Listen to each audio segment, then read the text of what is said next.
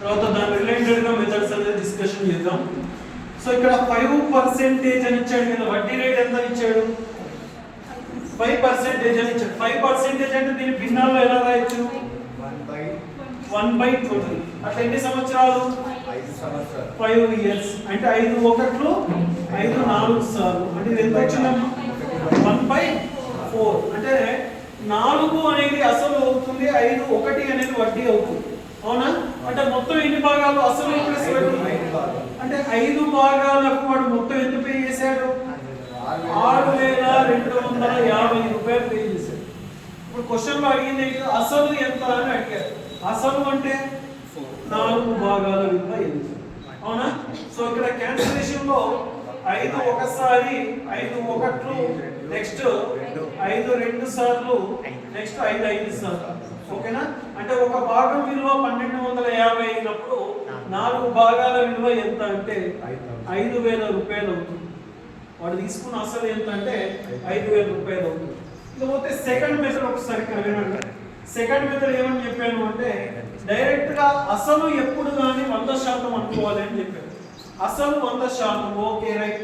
వడ్డీ ఎంత శాతం? 5 సంవత్సరాలు. 5 సంవత్సరాలకు ఎంత అవుతుంది? 25 అవుతుంది. అంటే మొత్తం ఎంత శాతం అయింది?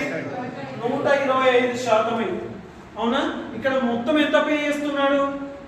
125% విలువ 6,250 రూపాయలు. అవునా? మనకు కావాల్సింది 100% విలువ ఎంత అని క్వశ్చన్స్. అంటే 125 ఒకట్లు, 125 5 సార్లు 50. అవునా? అంటే ఒక భాగం విలువ 50 అయినప్పుడు 100 భాగాల విలువ ఎంత అవుతుంది అంటే 5,000 రూపాయలు అవుతుంది. అది అసలు. ఇంకొకటి ఫార్ములా మెథడ్ ఏంటంటే ఏమని చెప్పాను? P = 100 × A/100 + RT అని చెప్పాను. ఇది ఎప్పుడు? మొత్తం అనేది ఇచ్చి అసలు కనుక్కోమని అన్నప్పుడు. సో 100 × A అంటే ఎంత? మొత్తం ఎంత? 6,250/100 + R × T. R అంటే వడ్డీ రేటు 5 × 5.